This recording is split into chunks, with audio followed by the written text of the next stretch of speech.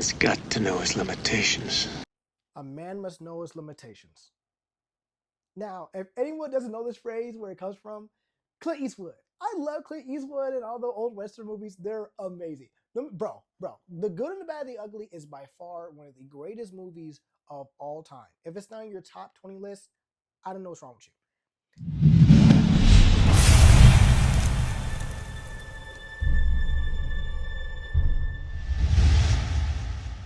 Anyway, the phrase "a man must know his limitations" is essentially emphasizes knowing one's biggest strengths and biggest weaknesses. And it's often a lesson that applies to either sports or just avoiding mistakes in life that you could have avoided if you just knew who you were. Like if you go to a club and you're not trying to drink that night, but if you're around a bunch of people who egg you on to drink and they every time you guys go out, you end up drinking. If you think that you're gonna go out with those same people and just say no, come on, let's be smart here. Let's be smart here. You're probably gonna drink anyway, right? Just as a common example. If you've ever gotten the question in an interview, tell me about yourself, and you don't know how to answer that, it's like it's a red flag for a lot of interviewers. Anyway, what they're really asking you, at least in my personal perspective, is that they're really asking you to tell them a story that demonstrates who you are. But if you don't know anything about yourself, if you never had any type of self-reflection in that area, you're probably not going to find it. Okay? This video is going to talk about the same thing. If you've seen one of my previous videos, you saw me talk about the 7 why strategy about how to understand your emotions. Okay? This video was mainly about the importance of understanding yourself and how it gives you an advantage over others. Okay? Understanding your greatest weaknesses, understanding your greatest strengths will help you move around the world with a better understanding because you can see it gives you a objective perspective on where you rank. For example, one of my biggest weaknesses is that I'm not my own cheerleader. Okay? I don't hype myself up. The reason why I'm not that way is because I was raised mainly because I was raised that way, and usually I had a lot of experience that whenever I was emotionally charged and my ego was inflated, I usually failed hard. Like, you know how they say pride comes before the fall? My life has been a living example of that on a regular basis. Okay. My father used to tell me all the time that I was extremely arrogant and it prevented me from seeing the bigger picture.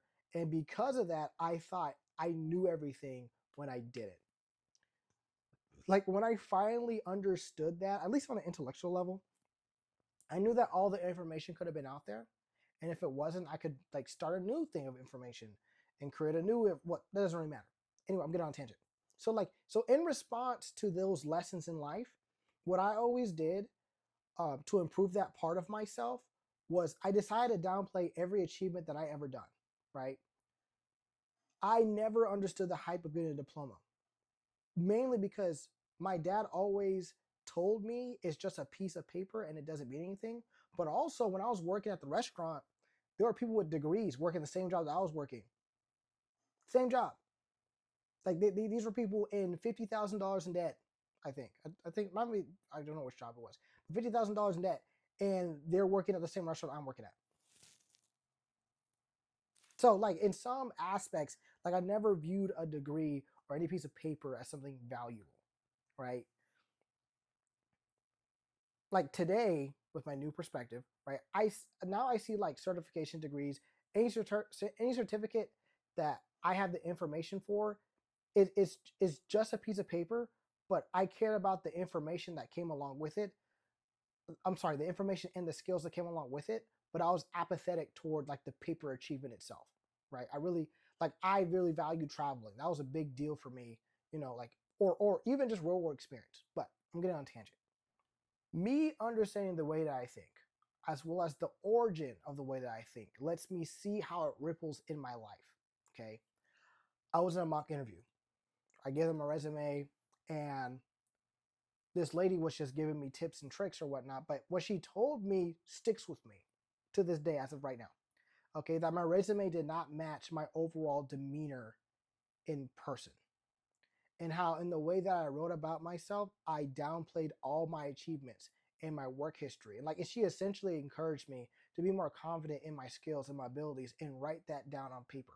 That really changed the view of myself, because until that point, I just thought that downplaying everything was just a smart thing to do. Downplay what I thought about my work achievements or life achievements, and then over deliver because someone would underestimate me and be like, whoa, I didn't expect that at all. Like, that was a good thing, right? Which is not bad. That's not what I'm saying. Okay. That mindset doesn't really harm me in the real world, but in my mind, psychologically, almost everything I do doesn't seem like it amounts to anything because I downplayed it in my head without even thinking about it. Okay. Even if I do view it as a huge deal at the time that I achieve it, eventually I'll just push it down because there are people doing things that are better than me, right? And it just doesn't really amount to anything. Now, how does this apply to the real world? Just not my psychology and the way I think, because this is something this is an area of my life that I've grown in recently. Because I know that I can downplay myself, I can tell somebody what I do and say it in a way that shows how much it means to me. Even if it's not emotionally there, right? Even if it doesn't, even if it's not emotionally there, because in truth, I believe in my abilities. I believe I bring stuff to the table. And if I don't have a thing at the table, I can go get it. I'm resourceful that way, which is something I do preach. I do like it. Okay. A limitation that I set on myself as of creating this video was downplaying what I can do or what I have done. Now, with the new knowledge and the reformation of my personal beliefs about myself, is the amount of knowledge and practice that I have. And it's so freeing.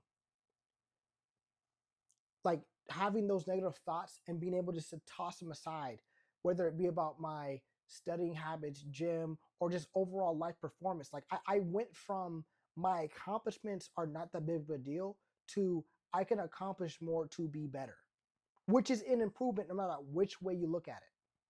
Both mindsets are not wrong, right? But if they are viewed in a negative way, if the perspective of both thoughts are viewed in a negative way, it can be very destructive. Okay. He who thinks he can and he who thinks he can't are both right. Knowing that mental limitation that I placed on myself as an adult, but twisting the new thought to something, to a more positive perspective, gave me an advantage of having strategic self-control. I have a forward-thinking mindset because of it. The ability to fail forward without shame, mind you. Well, less shame. I might be talking ahead of myself. As well as the clarity to grow in purpose or on purpose instead of by accident. Like, it lets me operate from reality instead of insecurity. It gives me freedom to change because I actually know what needs to change and why. And why. But it also allows me to navigate the world in a different way. It allows me to be more intentional when it comes to my overall growth. It allows me to see other things within my character that I can improve on because I had the self-awareness that made a change if necessary. Well, if I think it's necessary or if I deem it to be necessary. Anyway, there's a big difference between having the option to change and not knowing how to change. And that's why I'm talking about knowing your limitations. Knowing your limitations, who you are, how you fit in the real world, or even what the world puts on you, gives you context for how you can grow in this current world and how you can surpass your limits. Go plus ultra. Oh, I'm spazzing. But it's giving yourself new goals to get to or to overcome. Right? Most people don't get the option of being intentional in a way in that way. Most people don't even get the option of being intentional in that way because they're so focused on things outside of their control, like the government, the system, or society, or anything like that. Which, not to say it doesn't impact your life, but if you blame it on them, whatever, because it is both. It is both your personal decisions and the things outside of your control. Anyway, personal choices matter because it's what you continue to control. Maybe not the options you have or the opportunities that you have, but definitely what you choose to do. What are you guys' thoughts about limitations? Does everything I said make sense? Does everything I said, do you need more context? Drop it down in the comment section. I'll be happy to explain it the best I can. I'm not sure if that's, hopefully you guys understand what I'm saying. But support the channel, triumphathletic.net, code MINT, M-I-N-T, 10% off. Let's take some time to get to know ourselves. That's it. Adios.